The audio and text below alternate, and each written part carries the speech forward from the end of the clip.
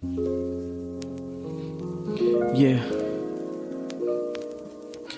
just my take on things. My answer to number 2.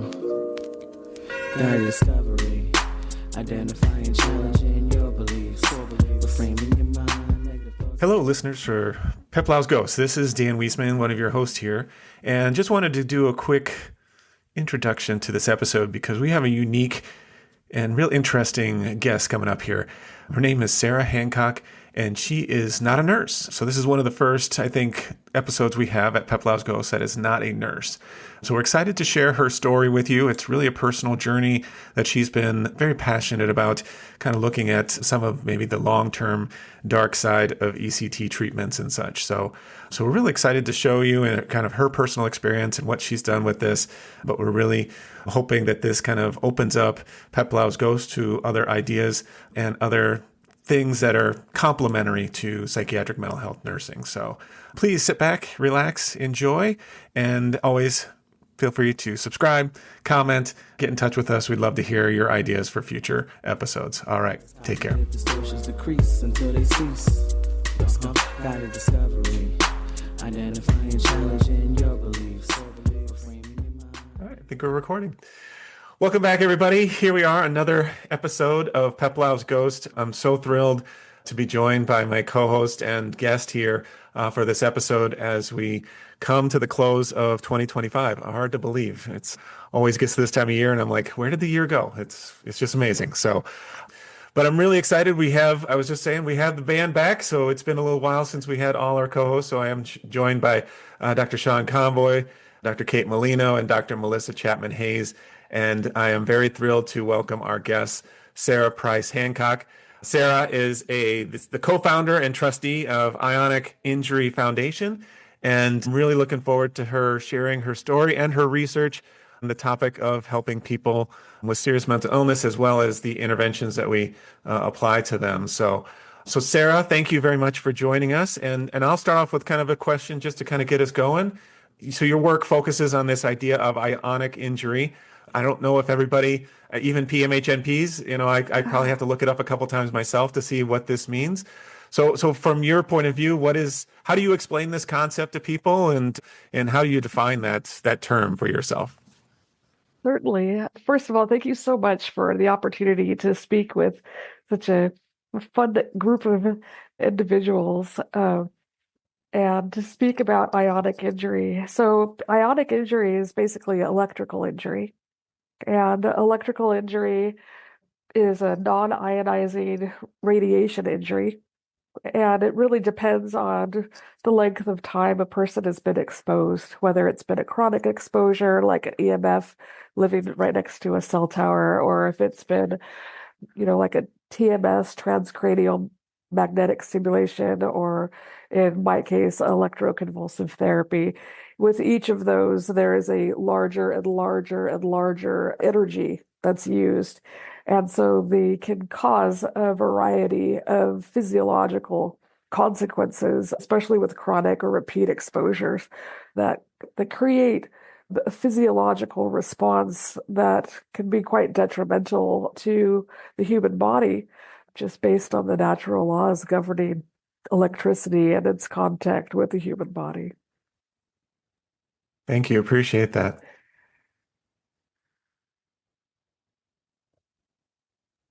Hey, friend. So I'm interested. You made reference to the possibility of different mediums by which this could happen.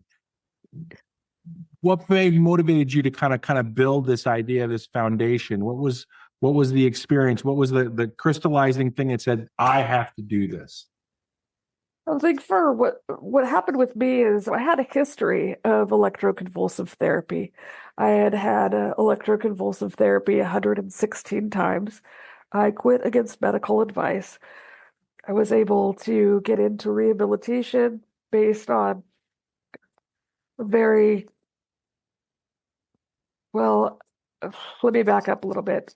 I was not given assessments. I was not given proper assessments to investigate whether I had experienced serious adverse events from the electroconvulsive therapy. They refused even to do neuropsych testing on me after ECT. And so what happened was finally I realized, since it had erased 36 years of memory, which included my undergraduate education and work experience, I realized that if I wanted to return into the community and be an active member and participant in society, I needed to be able to return to school and be retrained. And so I used that argument the next time I asked for neuropsych testing. And my psychiatrist was like, "Oh, of course, we can refer you for that. We can that you'll need accommodations when you go if you choose to go back to work or school." And so in so doing, I qualified for the initial neuropsych exam. And after completing the testing, I was diagnosed with a mild cognitive impairment from the ECT. It was actually identified that it was caused by the ECT, just based on the differential between my capacity prior and my GPA and whatnot prior to the ECT, and then the changes that had occurred as a consequence of the ECT. And so I went back to school, and I went back to school at San Diego State University. I had accommodations. My tests were such that I qualified for double time on tests, and that I qualified for note takers. I qualified for being able to record and re-listen to my classes, being able to use even notes. And so that leveled the playing field. And that I chose to become a rehabilitation counselor because I wanted to help people like myself who had experienced these kinds of injuries be able to reenter and be productive members of society after having been injured by shock treatment. And so I chose to do that, and I was able to, I completed my 3-year program. I was able to become nationally certified as a rehabilitation counselor, and I thought everything, like I was getting back on the horse, I was ready to go. And about 7.5 years after my last treatment, I started experiencing some symptoms that nobody could explain. And I was speaking with one of the nurses, who's a trauma nurse who had participated, who'd also had ECT. She spoke to me and she said, "Well, Sarah, what you really need to do is you need to begin studying electrical injury, because what you're experiencing is known in the research as delayed electrical injury." And I was like, "Wait, what? There's more to this than just what I've already done?" And so some of the symptoms I was experiencing were spasms and fasciculations and progressive motor deterioration and respiratory dysfunction, difficulty swallowing. And all of the tests were indicating that it was a, quote, central issue, not that the organ was affected, but that it was a central or spinal issue. And so I contacted the American equivalent of, it was a organization that provides rehabilitation for people with electrical injuries, and they refused to see me because I was not harmed on the job. I had not been electrocuted on the job or at my house. My electrocution had been prescribed. I use the word electrocution intentionally. It's not hyperbole. The electrical energy that's used in a shock treatment is nearly an amp of current. It's for 8 seconds. And it causes a seizure that's so severe and so strong that it actually turns off the brain activity and turns off the heart. So the person can experience, they call it post-ictal suppression, but really it's brain activity silence. That's something that they cannot control for how long that brain activity is turned off. And the heart initially the heart rate initially spikes, but then it has paradoxical effects so that the heart rate goes into bradycardia, and it can go in about 50% of the people, it goes into asystole, or I don't know if I'm saying that correctly, but it goes into electrical silence of the heart. So then you have the absence of the heart rate, you have the absence of the respiratory function, the person is under paralytic, so they have no respiratory function and they're dependent on the ambo bag. And so, without capnography, we don't really know how much the individual is impacted. And we know for sure that the blood is not circulating through their brain as it needs to be. And then when the heart restarts and the breathing restarts and whatnot, then you have the reperfusion injury. So, there's really nothing to distinguish electrical injuries, whether it's prescribed by a doctor, a well-intentioned doctor, or whether you get it on the job. It's the natural laws still apply. And so I wanted to be able to create an organization that would recognize and help people regardless of how they were injured. Thank you. Thank you. I'll step in here. Sorry, Kate. Can I ask, just kind of some follow-up questions? So you mentioned you had 116 treatments. I'm not an ECT expert by any means, but I mean, can you kind of share with us, were they telling you that you were getting better with each treatment, or what were they telling you as far as why you needed more treatments and such? So. Well, initially I was catatonic when I began ECT, so I was not really aware of the world around me or really capable of consenting, though it is my signature that is on the consent form. I attribute that to motor memory, really. If you put a pen in my hand and tell me to sign my name, there is a part of me as an ardent person that loves to follow instructions, I will sign my name. But my doctors initially didn't recognize that the real underlying cause of the catatonia was because my body was incapable of breaking down the medication that had been prescribed. So I actually had hyperammonia levels, toxic ammonia levels, because my body couldn't break down the Depakote. And these medications were originally prescribed because I actually had what is commonly known as a form of brewery syndrome. I actually had hepatic encephalopathy. And so the hepatic encephalopathy, mine was fungal. It basically produced these alcohols that my brain was marinating in. And since they didn't do a lumbar puncture or, any of those kinds of tests, and my liver function panel looked normal, they didn't think, oh, she's ammonia toxic. They just said, oh, she has catatonia. And since she's not responding to medication, even when we raise the dose, she's getting worse. We're just going to give her shock treatment because that's kind of the protocol for unresponsive psychiatric patients. Yeah. Thank you, Sarah. I appreciate that. And appreciate you sharing your story. It must be difficult to talk about at times. It can be challenging, but I think that in sharing my experience, it enables me to share it in a way that hopefully can bring a light to other people so that they can ask these additional questions. Because that's one of the reasons I love working with the nurse practitioners and lecturing when I was able to lecture in San Diego at the California San Marcos, because I loved working with the nurses. They always had such good questions. We appreciate that, Sarah. And on that note, obviously, a few of us here are nurse practitioners. Our audience is mainly, psychiatric nurse practitioners. We would love to hear your thoughts on how psych NPs and mental health nurses can integrate concepts of ionic injury into our clinical assessment, into our teaching of students, in general work with clients. Of course. Well, I think first of all, if you think of it as from the physiological perspective, right? When a person is electrocuted, instantaneously they have a burst in heart rate, so their blood perfusion will spike. And in terms of for electroconvulsive therapy, it's 3 to 4 times the rate of perfusion.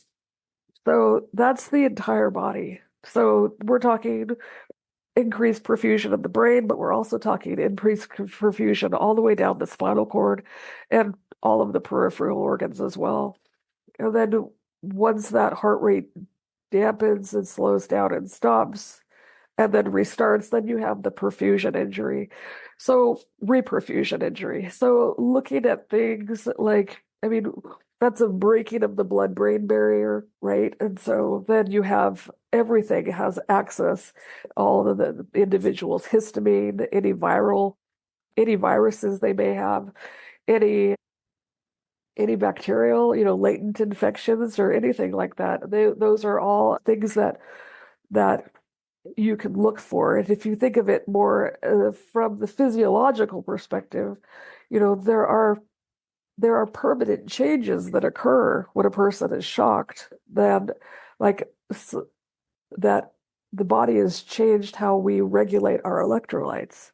So some of the things that I've done is I've just started increasing in weight, even though my medications haven't changed, my diet hasn't changed, my exercise hasn't changed. I'm just blowing up. And when we began looking at it as an acquired channelopathies, I do have episodic parosomal neuromuscular problems that are consistent with the channelopathies. So I do have episodes of paralysis. I do have episodes of spasticity. I do have episodes of spasms. I do have episodes of just weakness. And when you start looking at that from a physiological perspective, based on what we already know about those kinds of things, either if it's genetic or, then it becomes less like nebulous, right?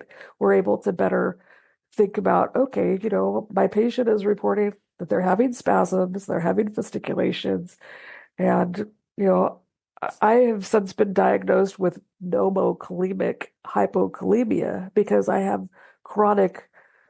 respond to potassium. So if I drink water that has potassium, then I actually have an increase in strength. But it's not something that's going to show up on a blood test because it's on a nervous system level, not on a plasma level. So I think one of the most important things we can do is really take our patients seriously when they say, I'm experiencing spasms, I'm experiencing weakness. When I do the exercise that you've prescribed, I actually feel worse afterwards. Kind of starting to ask the kinds of questions like, well, tell me more about that. As like we recently, my respiratory system had gotten to the point where I was having such problems with breathing independently. And then I was prescribed, I broke out in cold sores. I had massive whatever, who cares? Broke out in cold sores. And they prescribed me an antiviral. And I kid you not, the night before I took the day's worth of antiviral, I had apnea. I had severe apnea. It was 41 events an hour, even on my respiratory support. I took the antiviral. The following night, I had 1 event an hour. Like, we just really need to start looking at how the brain is affected by, when it's permanently changed, when you're dealing with these things that shouldn't even have access to the brain.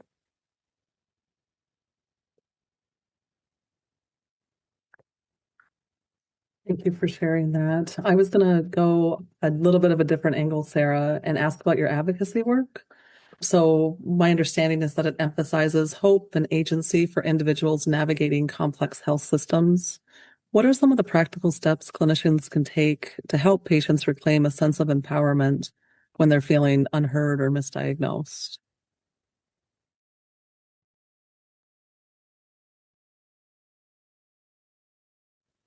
I think one of the most important things we can do as clinicians is to presume competence. When we approach the individual knowing that they are a human who has unique experiences that have gotten to them to the point where they feel so frustrated they don't feel like they are an agent of change, then they can present in ways where we might feel that they are not competent to make choices, or we may presume that they cannot make choices.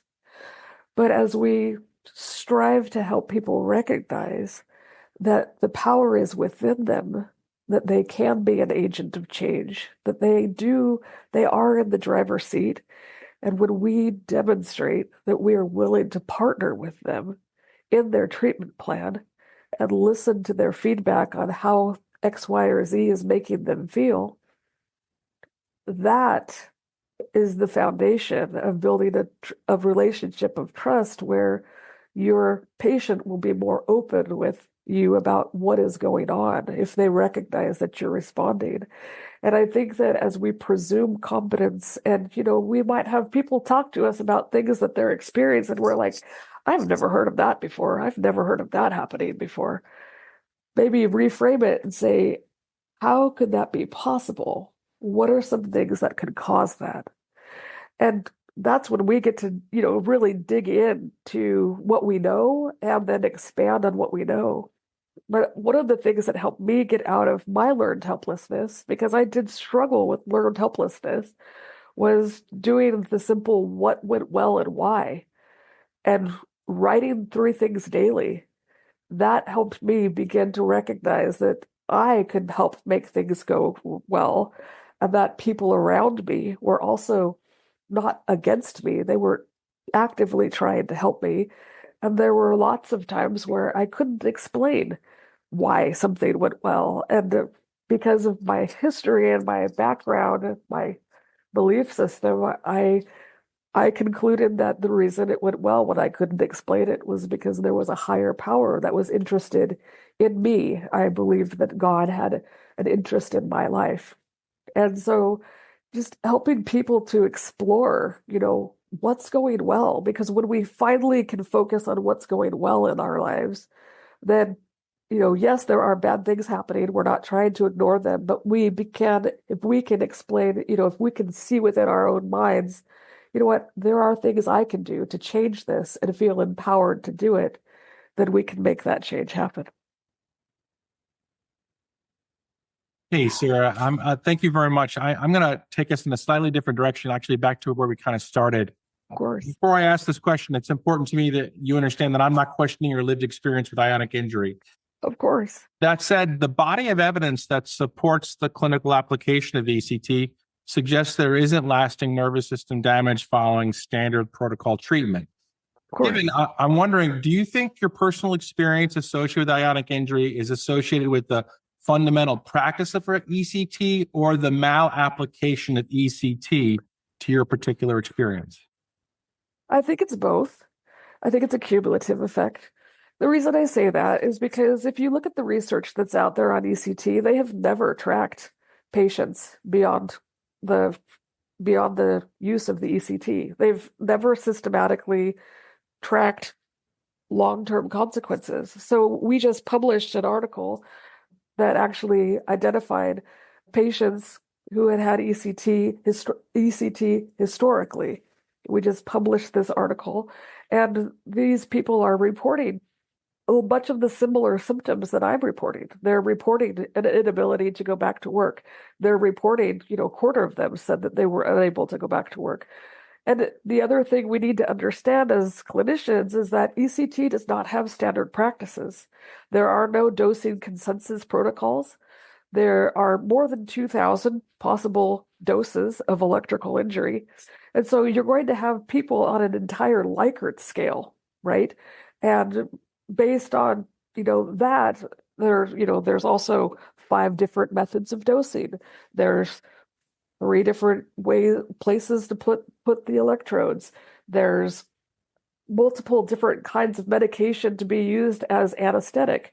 And so it's literally each individual that has ECT is going to have a very unique experience. No 2 people are going to have the exact same experience. And part of that is because no 2 people will have ECT the exact same way, and no 2 people have the same cranial anatomy and brain structures in the exact same place between those electrodes. So we have an entire spectrum of people who've had an entire spectrum of experiences. So I'm not going to say that someone can't have a positive experience. I actually have friends who swear by ECT. Who am I to say anything different, right? I understand all of the variables involved, but I think that in the absence of of standard practices. And in the absence of reliably replicable application of ECT, it's not something that we can say, well, everyone has a good experience. Thank you. You bet. Yeah, thank you, Sarah. I mean, I think that's one of those things, and I appreciate Sean kind of, going right at it, which he will always do, which I admire with him always. But Sarah, and I think this is something that you probably come into contact a lot too, is when you're talking to mental health nurses, doctors, other people in the mental health profession.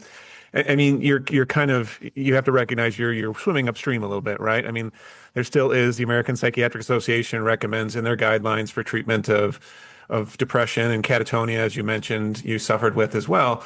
ECT still seeing the standard of care, but I think you explained it well that, that they haven't, there hasn't been a lot of long-term data here looking at that. And that's something, when I first talked to you, I was really kind of put back on it. I was like, yeah, you're right there, that we haven't. I mean, we understand kind of the short-term potential negative. We explain in kind of very medical ways of, you could have some memory loss. It may or may not come back and things like that. But what are some of the, other in kind of both based on kind of your experience, but, as the head of this foundation and such, I'm sure people are continuously kind of coming to you with their stories as well. But, what are some of the other shortcomings and pitfalls that you see that maybe people who are listening to this can start to kind of maybe guard against in their own practice and in their own clinics? Well, I think that one of the things we really need to humble ourselves about as clinicians is to recognize that those who are currently performing electroconvulsive therapy have no subspecialty training, no formal subspecialty training in biophysics, no formal subspecialty training in the histopathology of electrical injury, no formal subspecialty training in the neuropathology of this treatment. And so somebody who does have formal subspecialty training in this, that would be Dr. Bennett Amalu. He's a neuropathologist, well known for his work in repetitive traumatic brain injuries among sports figures. But he said that people who've had a history of electroconvulsive therapy need to be considered through the lens of both a repetitive traumatic brain injury and a repetitive electrical trauma. I think as clinicians, it's really important when we have a patient sitting in front of us who says, I have lost my ability to read, or I've lost my vocabulary, and I don't feel comfortable speaking to people, leaving my home because those around me, I don't recognize them. And I'm having people come up to me and tell me that they know me, but I don't know them. I think we need to take them seriously. I think we need to refer them for the comprehensive assessments, but beyond the neuropsych assessments, I think we need to refer them for central visual processing testing, for central auditory processing testing. A lot of the reason these people have difficulty remembering things is because they might see them, but it doesn't register and save in a way that they can access it later.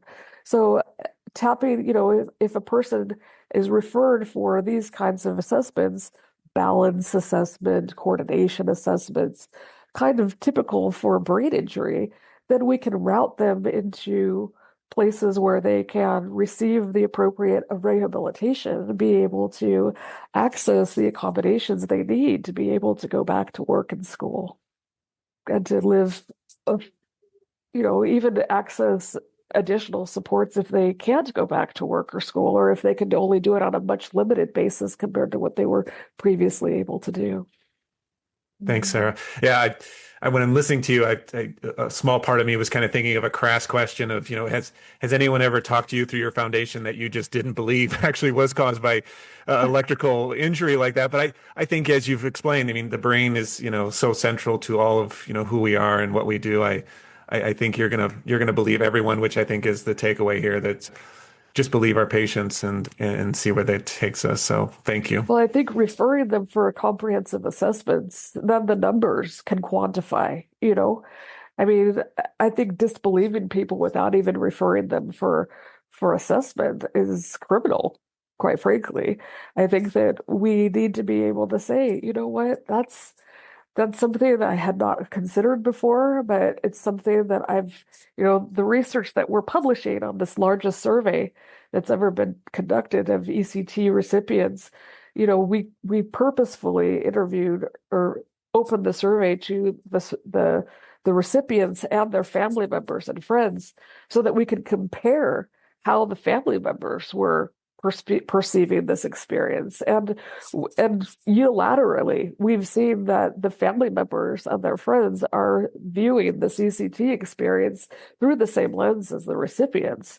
So, that kind of augments the voices of these recipients who've been silenced for so long. There's much more than memory loss and executive functioning difficulties that have developed as a consequence of the shock treatments.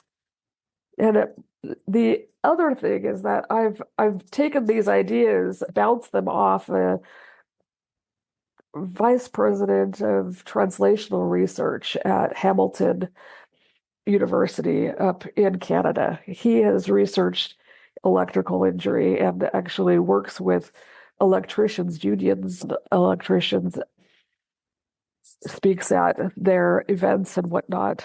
And he actually reiterated some of the things that I've said. Like, he was like, "Oh yeah, and have you thought of it? Have you looked at it from the perspective of the oxidization that comes as a consequence of repeated electrical injury? And have you looked at it from the perspective of the repeated inflammatory responses from the electrical injury?" And he's helped me see it, things that I'd never considered. But he'd been following, tracking. He'd started working with people who'd been electrocuted, children at a hospital in America, as a young surgeon back in the 90s. He's a trauma surgeon, and now he's head of VP of research up at Hamilton. And so there is a small network of people who understand electrical injury. And I think that as we start kind of, including that even in our intakes, do you have a history more than, we're very used to saying, do you have a history of surgeries? But if we can say, do you have a history of electrical injury? Whether it's transcranial magnetic stimulation or whether it's electroconvulsive therapy, I think that including that in our intake form would even be able to open our mind or open our eyes to just how many people have been exposed and how many people might need a comprehensive assessment that they've not yet had access to. Sarah, I wanted to ask you the last question. Something you said stimulated a thought in my mind, and I'm wondering, does your foundation have any interest of working with those who are developing these clinical practice guidelines to shape some of your concepts and ideas around improving that product? I think, the enduring message would be, from your unfortunate experience associated with ionic injury, is how can we shape future clinical practice guidelines? Is that something your foundation is interested in doing? Of course. I mean, the FDA said that technically, they're not even supposed to be using ECT outside of clinical trials right now, because the FDA's final 2018 final order said that without special controls, without pre-market approval safety studies, and without product development protocols, this cannot be used outside of having registered an investigational device exemption with the FDA. Just ask. And, sorry, Siri was very interested in what you said, so she said, "Sure, just ask."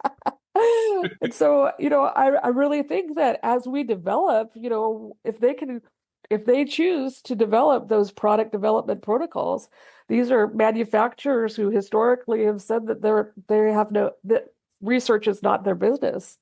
But I really think that, I'm totally willing to help people and determined to help people understand how electrical injury impacts the human body and the measures that need to be taken, not only to prevent the injury, but also to help those who've already been injured. Thank you. Oh, thank you again, Sarah. This is really great. I appreciate your time and just sharing your vulnerability and just, again, like you said, to really kind of highlight this, because again, even for myself, I've been practicing as a mental health nurse since 2008, and it's been eye-opening to kind of hear about this sort of thing. I've always been nervous about ECT treatment and kind of the effects of it, and to kind of learn more about this has been eye-opening to me. So thank you very much for sharing your information, and we'll be sharing this, contact information, I'm sure, kind of make available if anyone needs to reach out to the Ionic Injury Foundation and to Sarah Hancock and the research that she's doing. And I think that's adding to the body and like Sean, you were saying, adding to that guidelines and such. So really appreciate it. Thank you, Sarah. And thank you all for listening to Peplow's Ghost. We got a couple of other episodes that we're going to finish up the rest of the year here. Really excited. We're going to dive into Dr. Sean Convoy and Dr. Melissa Chapman Hayes. So get them on the couch is kind of what we're saying. So let's crack them open and see what we got. But look forward to doing that in the next few weeks. But thanks so much, and we'll come back for another episode of Peplow's Ghost soon. Take care. Thank you. Emotional reasoning, too much salt like this, too much seasoning. They feel it, therefore it's true. Work hard until those thoughts are finally leaving, so you can be you. They feel it, therefore it's true. Work hard until those thoughts are finally leaving, so you can be you. Guided discovery, identifying, challenging your beliefs. Reframing your mind, negative thoughts release. Let it go. These cognitive distortions decrease until they cease. Yeah, guided discovery. Identifying, challenging your beliefs. Reframing your mind, negative thoughts release. Let it go. These cognitive distortions decrease until they cease.